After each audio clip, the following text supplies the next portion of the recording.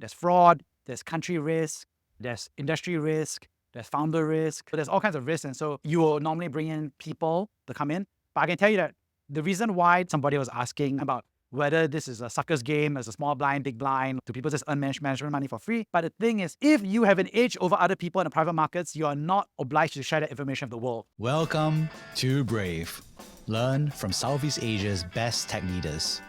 Build the future, learn from our past, and stay human in between. No BS on success. I'm Jeremy Au, venture capitalist, serial founder, Harvard MBA, science fiction nerd, and dad of 2 daughters. Every week, we debate startup news, interview changemakers, answer listener questions, and share personal insights. Join our movement of over 40,000 members and get transcripts, resources, and community at www.bravesea.com. Stay well and stay brave. There's a good question, which is how do VCs have the expertise to judge? There's a certain amount of information that you know, and you're self-aware about what's the information that you don't know, and then your job is to find out what it is. You have to acknowledge what you don't know. But the key thing is you need to calculate your risk. I do believe that I'm a better judge of Singaporean founders than an American. If you're based in Silicon Valley, even if you're Singaporean based in Silicon Valley, I don't think you can judge Singaporean startups on average as well as I am, because I'm here, I'm meeting them for coffee, I'm going for walks. I've seen them grow up over the past 5 years, 10 years. I know their history. I remember I did a reference call on the founder, and then this person was like, yeah, this person's good, but in secondary school, this person dumped his girlfriend really bad. And I was like, okay, totally relevant from a due diligence perspective, but that's the kind of information I have. Now I'm meeting the founder, I'm like, oh man, you dumped your girlfriend real bad in secondary school. But that's the kind of due diligence you have to do, right? I don't have an edge in understanding whether this works for the Philippines market. Now, I might have an edge compared to an American VC, but I don't have an edge compared to a Filipino VC, whether this works for the Philippines consumer market. For example, in South Asia, the converse version of that was we see a lot of fraud that's happening. A lot of American and international VCs perform badly because they were not able to catch that fraud because they were not aware of the market practice. So what they have done is they started hiring specialists. For example, Vertex Ventures was hiring a fraud specialist. So basically it's saying like, your job, we want you to review our portfolio and every other company out there that comes in a deal-wise, and we want you to check for fraud. We don't have enough expertise to detect fraud unless we have a full-time person looking for it. The other side could be, we don't understand healthcare, so we're going to look for a healthcare expert or PhD to give me a point of view. There's fraud, there's country risk, there's industry risk, there's founder risk, there's all kinds of risks. And so you will normally bring in people to come in. But I can tell you that the reason why somebody was asking about whether this is a sucker's game, as a small blind, big blind, do people just earn management money for free? But the thing is, if you have an edge over other people in the private markets, you are not obliged to share that information with the world. If the guy is conducting fraud, he's not going to tell the whole world about it. And so if you are able to walk away from the deal when everybody else wants to do the deal, then you save yourself a lot of money, and you save a lot of embarrassment, and you save your money for firepower for a company that does deserve it. One thing we have to remember that when it comes to fraud is that by virtue of the power law, which is people are selecting for the best companies, and by virtue that fraud increases performance, by definition, the best companies in the world at the startup level that are private assets that are not properly vetted, there's an overrepresentation of fraud than the general population because it's hard to vet until they go public. So we saw that for Theranos, we saw that for FTX, we saw that for Zilingo. There are other companies that are currently struggling right now. For example, you see OpenSC, which is the NFT marketplace, used to be a $1 billion company. Now they have a giant haircut on the valuation. 3 years ago, NFTs was the hype. Then can you imagine you have a call an expert and you're like, hey, are you an expert in NFTs? And everyone's like, no, NFTs only emerged 1 year ago. Nobody was an expert in NFTs. Experts is one side of it, but a lot of people have to do first principles thinking. It was like, can I see past the hype? And it's very, very hard to do. When everybody's jumping on, we all remember when crypto was like a no-brainer. And then now everybody's like, oh, I was never a fan of crypto. But even so, people still make money in crypto today. If you put your money in the right projects and the right things, from a values investor perspective, you make money. I remember this guy, he was like, yeah, I make money on the suckers. He was a trader. He go in and went out. So he was trading on the waves. VCs will bring in specialists, or they have to do first principles thinking, and they have to do a lot of work because they're at the frontier of invention. There are some specialists, but the specialists can only bring you so far because you're at the frontier of knowledge. The startups are crazy today. There's a startup that's basically saying AI women are women. They believe that in the future, all men will primarily date AI women instead of real women. It's kind of depressing when you think about it, but people are like, yeah, but have you met a teenager? Friend comments. The crazy idea, they're basically saying, hey, nobody wants to be lonely. We're going to make AI your best friend. So we're disrupting friends. The guy walks around with a necklace and then he talks to his best friend. His perspective is that people don't want to be lonely. But there are VCs that have invested in this startup betting that this company can create an AI companion and that in the future, 100 million people will wear an AI necklace around their neck and that'll be their best friend. Well, hello, are you going to continue using BlackBerry? Boo! Are you going to use BBM for your free BlackBerry text messages? Have you heard of WhatsApp? Stop hanging out with loser people who are slow and don't turn up on time. And when you ask them and complain about problems, they're like, oh, let me talk about my problems instead. Boo! I want somebody who's totally supportive for me. Why is my spouse angry at me? You can complain about it to your AI friend, and your AI friend will be 100% supportive of you all the time. Friend.com is that everyone's going to wear a necklace with an AI companion. Maybe it's true. Because my 2-year-old is already saying, hey, Google, hey, wheels are bust. Maybe that'll be normal for Generation Alpha. Maybe it's too early for his time. Maybe this will happen in 20 years or 30 years. So he may be wrong, but generally he is right. So there's a bunch of risks. Is he too early? Is this ever going to happen? That's the first risk, technology risk. Then 2, is this the form factor, a necklace that is going to happen? We don't know. And that's what he believes. And then 30, is he the right founder to do it? We don't know, but he's trying his best. He's on New York Times and all the articles. He's out promoting his thing. It sounds really sad. And I'm pretty sure everybody called them losers. For a while, I walk in with an AI necklace. I'm sure everyone's going to be like, loser. And then my AI necklace will be like, oh, Jeremy, you're a winner for having me. Thank you for keeping me alive. Fuck these guys. They don't understand. They're old, elderly, geriatric. They're using Nokia phones. But you have me, friend.com. It could happen. Think about Star Wars. R2-D2, C3PO. Great, right? BB-8, the new cute version. In every movie that we watch, the robot is a nice companion. If they're not murdering you, or sometimes they're your friend and they try to murder you, or they murder you and then actually they're kind of friendly. There's some different versions, but actually culturally, we're quite ready for the concept of AI robotic companions. Yes, people are sad and lonely. It's not going to be a massive revelation. You feel hungry at 1 a.m. and you're like, you know what, fuck it, I want McDonald's. I hit a button and McDonald's turns up in 30 minutes. And instead of me going to sleep like a normal person and not eating 500 calories. Now I can get a double McSpicy. The guy kind of says, here's your double McSpicy and your French fries. And then I get it. I eat it. I'm gratified. So now if I'm lonely at 1 a.m., my wife is asleep. On-demand companionship, on-demand socialization. That's why you have an escort industry that's out there. There's a companionship industry that's out there. There's a therapist and executive coach industry out there. But all of this is a monetization and professionalization of a relationship.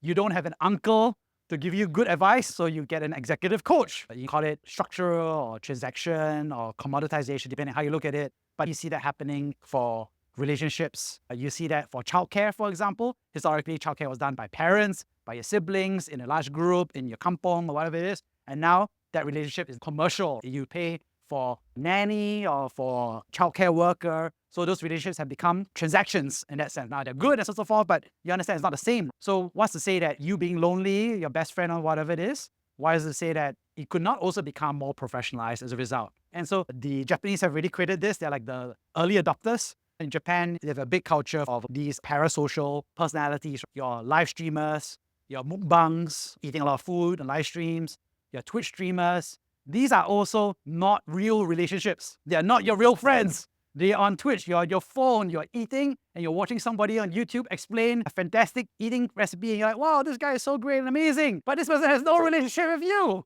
This person does not know who you are. So it's a parasocial relationship. You have a social relationship with a representation of a person. I feel like I know my favorite history blogger or my Twitch streamer, but he doesn't know me. So it's not a real social relationship.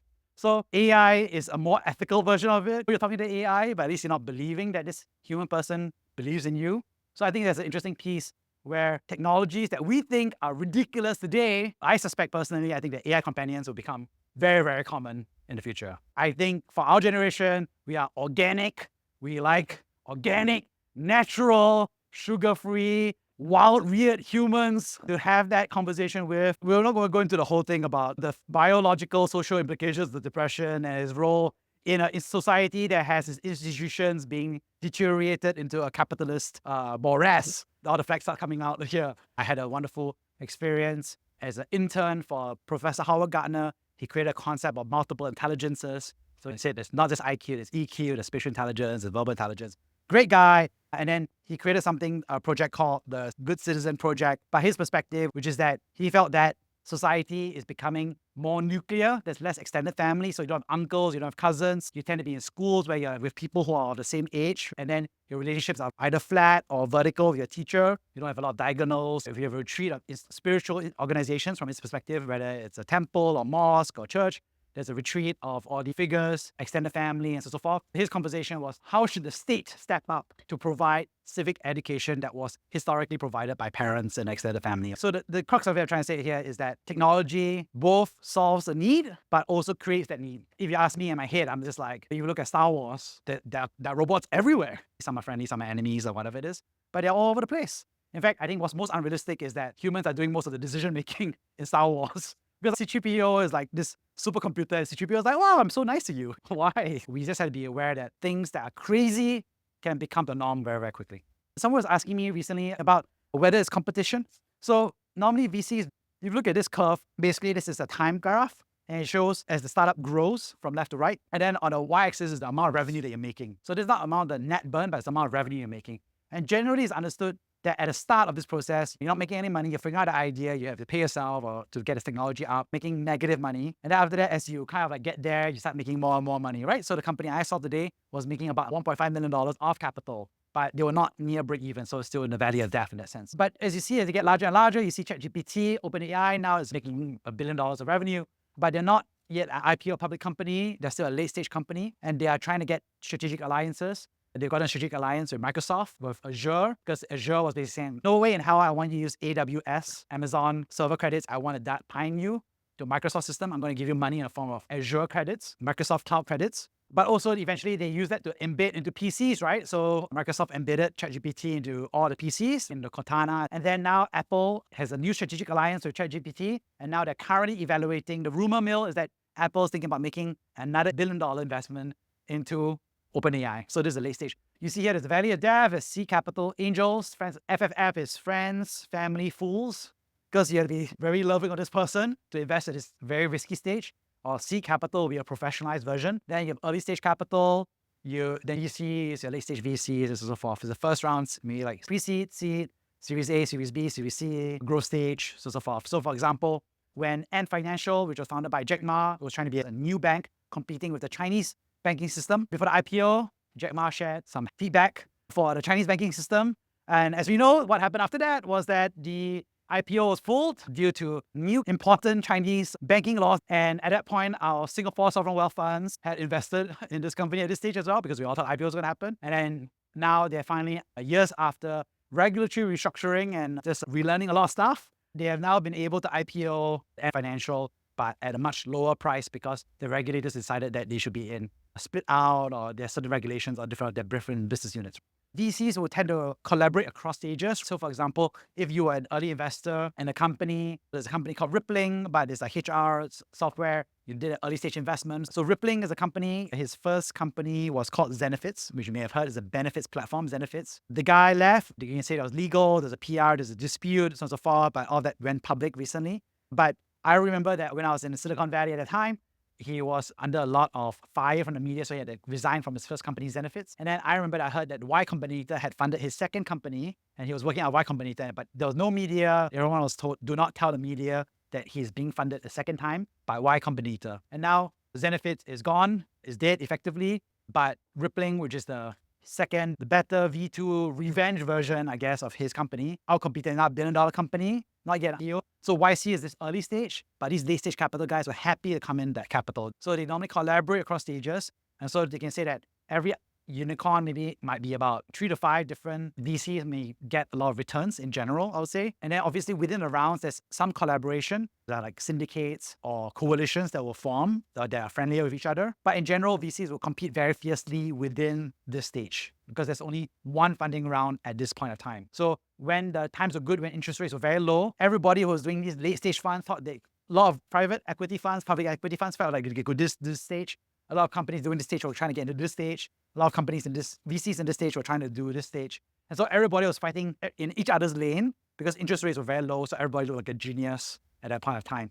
But now that interest rates are high, everybody's scared, everybody's becoming more specialized. People are saying, Actually, as an American, I don't understand Southeast Asia. So as somebody who's based in New York, it's easier for me to analyze this company when this company is a Series C company that has audited financials, a good board of directors. There's no more fraud left because everything's been due diligence by everything, and they are now expanding across multiple countries. I am more comfortable investing in a Series C company from New York, for example. I'm happy to let the seed deals that those VCs who have to catch the fraud. I'm happy to let the Southeast Asians do that deal because they are more in touch with that type of company. So it's how we're thinking about competition. Thank you for listening to Brave. If you enjoyed this episode, please share the podcast with your friends and colleagues. We would also appreciate you leaving a rating or review.